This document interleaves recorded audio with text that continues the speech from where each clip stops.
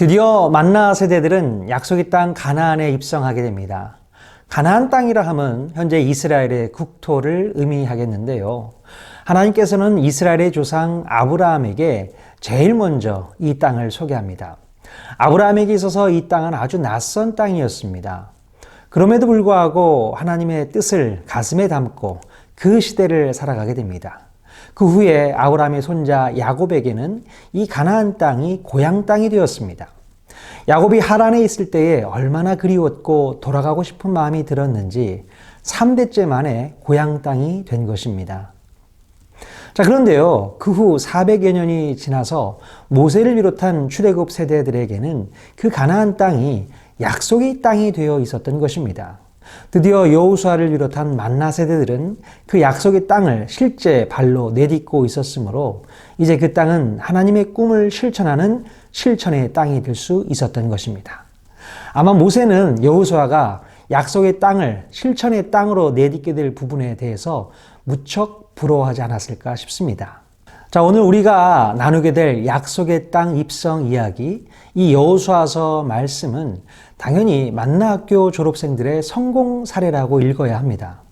만나학교를 우수한 성적으로 졸업한 만나 세대들이 그 땅에 들어가서 놀라운 성과를 거두고 있음을 기록하고 있는 책이 여호수아서입니다. 자, 여호수아 말씀은 누가 기록했을까요? 당연히 여호수아가 기록했을 것이라고 봅니다. 여호수아는 40세 즈음까지 그를 가까이 할 수 없는 애굽의 종이었던 사람입니다. 그런데 그가 모세를 만나서 40여 년 만에 모세 오경을 가장 잘 이해하고 나아가 모세가 남긴 만나 세대가 어떤 성과를 냈는지 글로 써서 남겼다는 것입니다. 여호수아는 5년여에 걸쳐 이루어진 가나안 정복 전쟁과 땅 분배 그리고 이스라엘의 가나안 정착 과정을 기록하고 있습니다. 무엇보다도 모세를 통해서 40년 동안 훈련받은 만나 세대들이 하나님의 말씀에 순종함으로 교육의 효과를 확실히 드러낸 부분이기도 합니다. 여호수아는 크게 두 부분으로 나눌 수 있는데요. 총 24장 중에 전반부 1장에서 12장까지는 정복 이야기를 다루고 있고요. 후반부 13장에서 24장까지는 땅 분배 이야기를 다루고 있습니다. 자, 만나 세대들이 정말로 그 땅에서 하나님의 말씀에 순종하며 진정한 행복을 누리고 사는지 우리가 지금부터 확인해 보도록 하겠습니다. 첫 번째 이야기는 여호수아와 만나 세대입니다. 여호수아 1장을 읽어보면 여호수아가 무척 두려워하는 것을 볼 수 있습니다. 여호수아는 왜 그렇게 두려워했을까요? 왜냐하면 이제 가나안 땅에 들어가서 전쟁을 해야 했기 때문입니다. 그러나 전쟁을 앞두고 두려워하는 여호수아에게 바로 두려움을 이길 수 있는 용기가 두 가지 형태로 공급되고 있는데요. 첫째는 하나님께서 여호수아와 함께 하시겠다고 용기를 주시게 됩니다. 여호수아는 40년 동안 모세를 가까이 하면서 하나님이 어떻게 모세와 함께 하셨는지를 직접 목격했습니다. 그렇기 때문에 모세와 함께 있었던 것처럼 내가 너와 함께 하겠다는 하나님의 약속은 여호수아에게 큰 용기가 되었던 것입니다. 그리고 두 번째는 모세가 써놓은 5권의 책을 선물로 받았다는 것인데요. 아무리 바쁜 전쟁 중이라도 그 책을 밤낮으로 읽고 묵상을 하는 것입니다. 그러면 용기를 낼 수 있고 힘을 낼 수 있다고 말씀하신 것입니다. 그래서 여호수아는 그 바쁜 전쟁 중에도 모세가 쓴 5권의 책을 손에서 놓지 않았습니다. 자, 그런데요, 재미있는 부분은 여호수아가 그 책을 읽다가 보면 자기 자신에 대해 기록된 이야기를 몇 군데서 발견할 수 있게 됩니다. 예를 들어 아말렉과 전쟁하는 부분이라든가 가나안 땅 정탐 부분이라든가 몇 군데서 자신의 이야기를 읽을 수 있을 것입니다. 그렇다면 그때 여호수아는 어떤 생각을 하면서 그 부분을 읽었을까요? 물론 자기 자신이 직접 경험한 부분이기 때문에 읽지 않고 그냥 넘어갈 수도 있고요. 또한 모세가 기록한 내용이 그 당시 자기가 느꼈던 내용과 다르다고 생각할 수 있었을지 모르겠습니다. 그러나 여호수아는 자신의 해석과 경험은 온전히 내려놓고 그 책을 읽었을 것입니다. 오직 하나님께서 모세를 통해서 계시하여 주신 기록이기에 모세가 기록한 대로 더 꼼꼼히 읽어가면서 그것을 기준 삼아 실천하면서 은혜를 받고 용기를 낼 수 있었다는 것입니다. 모세가 기록한 이 5권의 책을 읽으면서 여호수아는 얼마나 기뻤을까요? 우리들은 그렇게 바쁘지도 않으면서 성경책이 어디 있는지도 모를 때가 참 많은데요. 우리도 여호수아와 같이 밤낮으로 성경을 읽고 묵상하는 열정과 실력이 생기면 좋겠습니다. 자, 이렇게 하나님께서 전쟁을 앞두고 떨고 있는 여호수아에게 용기를 넣어주신 2가지 방법이 있었다면, 여호수아에게 용기를 건네준 또 하나의 동력이 있었다는 것도 알아야 합니다. 그것은 바로 만나 세대들이 여호수아에게 찾아와서 해준 말과 행동이었습니다. 40년 전 출애굽 세대들이 가데스 바네아에서 우리의 처자가 사로잡힐 것이라고 걱정했던 바로 그 자녀 세대들이 이제 40년이 지난 지금 여호수아에게 찾아와서 이렇게 말을 합니다. 우리는 범사에 모세에게 순종했던 것처럼 당신에게 순종하겠습니다. 그리고 우리가 전쟁의 선봉에 서겠습니다. 누구든지 당신의 명령을 거역하는 사람은 죽임을 당할 것입니다. 이렇게 만나 세대들은 여호수아가 힘을 낼 수 있도록 용기를 북돋워 주었던 것입니다. 2번째 이야기는 여리고성 정탐입니다. 여호수아는 여리고성 정복에 앞서 2명의 정탐꾼을 여리고로 보냅니다. 그런데 정탐하러 들어간 지 얼마 되지 않아서 들통이 나고 맙니다. 그러나 다행히 그들은 여리고성에 사는 라합이라는 여인의 도움으로 무사히 위기를 넘기게 됩니다. 이때 라합은 2 정탐꾼 앞에서 아주 놀라운 고백을 합니다. 여호와께서 이 땅을 너에게 주신 줄을 내가 알고 우리가 너희를 심히 두려워하고 너희 앞에 간담이 높고 마음이 녹았다고 고백합니다. 그래서 그 하나님이 상천하지이시라는 사실을 믿는다고 말합니다.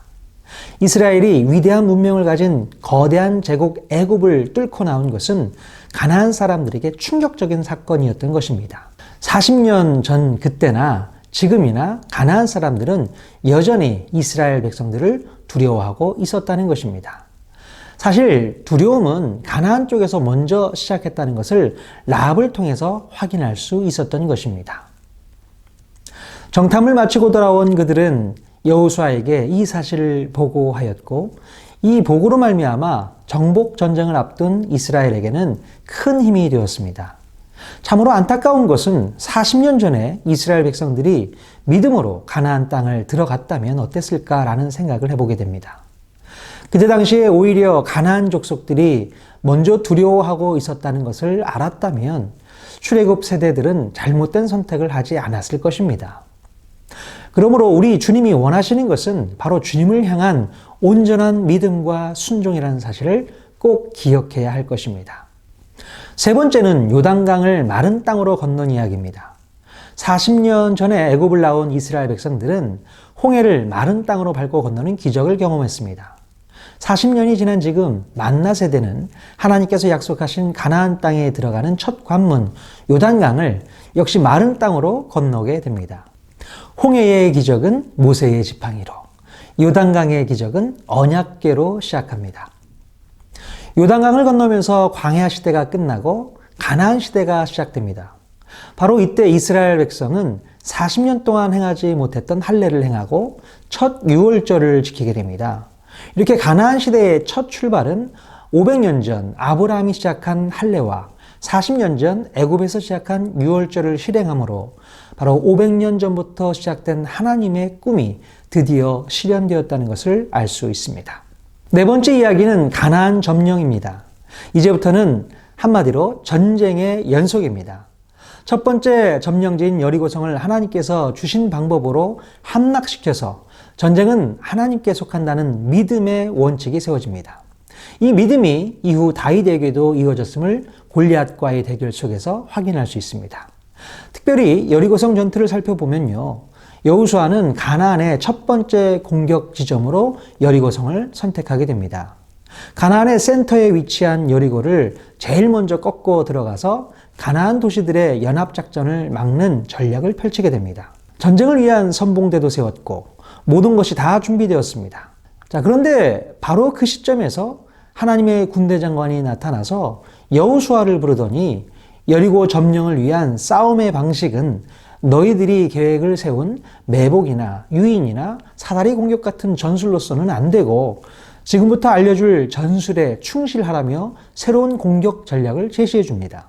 제사장 7명이 7개의 양강나팔을 불고 언약궤 앞에 서서 6일 동안 매일 성을 한 바퀴씩 돌고 마지막 7째 날에는 성을 7번 돈 후에 양강나팔을 크게 불고 백성들이 큰 소리로 외치라는 것입니다. 참으로 이해가 되지 않고 실천하기 힘든 전략이었지만 여호수아와 만나 세대들은 그 말씀에 믿음으로 순종합니다. 그런데요, 정말 그 말씀에 순종하자 여리고성의 성벽이 완전히 무너져 내리게 됩니다. 이렇게 여리고성 전투는 칼과 창을 사용하지 않고 하나님께서 지시하신 방법으로 승리하게 됩니다.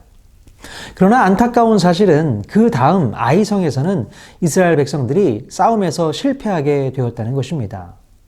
실패의 원인은 바로 하나님의 물건에 손을 댄 아간의 범죄 때문이었습니다. 만나 세대들 가운데 처음으로 실패의 사례가 여기서 나오게 됩니다. 하지만 만나 세대가 교육을 받아서 실패할 확률은 60만 분의 1 정도밖에 되지 않았으니 이것은 정말 대단한 성과라고 볼 수 있습니다.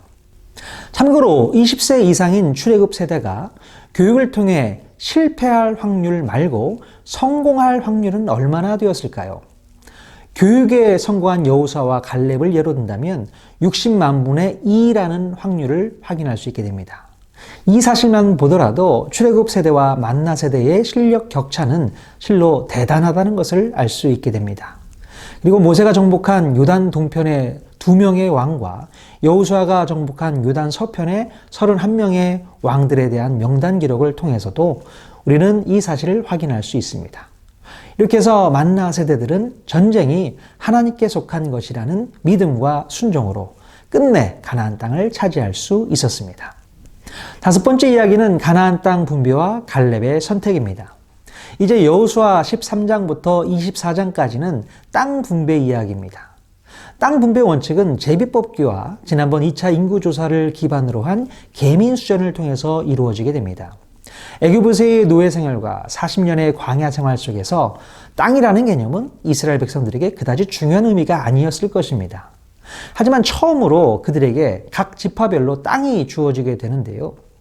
그러나 이 순간은 이스라엘 백성들에게는 큰 위기의 시간이기도 합니다. 자칫 땅 분배가 원만하게 이루어지지 않는다면 분열이 일어날 수 있기 때문입니다. 자, 그런데 바로 그때 땅 분배의 우선권을 가지고 있는 갈렙이 먼저 나서게 됩니다. 갈렙은 45년 전 모세를 통해서 제비를 뽑지 않고 자기가 원하는 땅을 가질 수 있는 특권을 받았습니다. 그런데요, 예상과는 달리 갈렙은 아무도 갖고 싶어 하지 않는 척박한 산악지대를 가지겠다고 말합니다.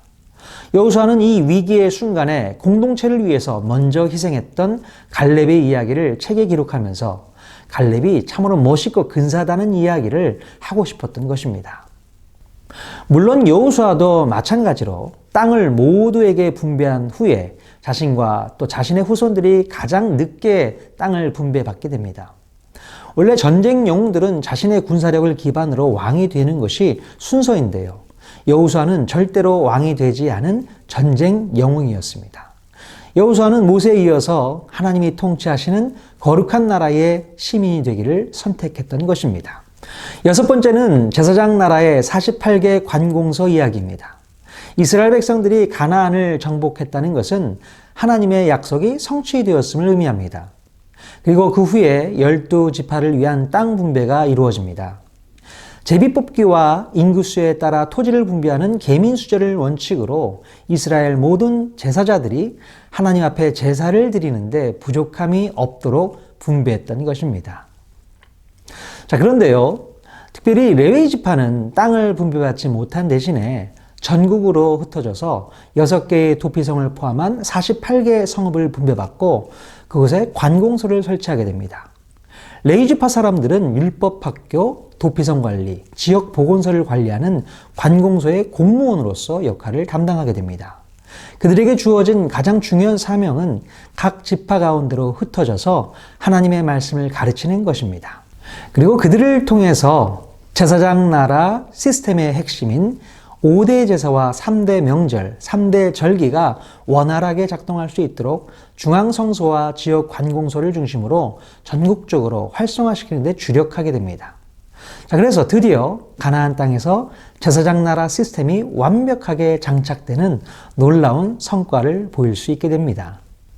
여호수아는 이렇게 모든 사명을 성공적으로 완수했고 또 이스라엘 백성들에게는 하나님을 사랑하는 마지막 당부의 말로 생을 마감하게 됩니다.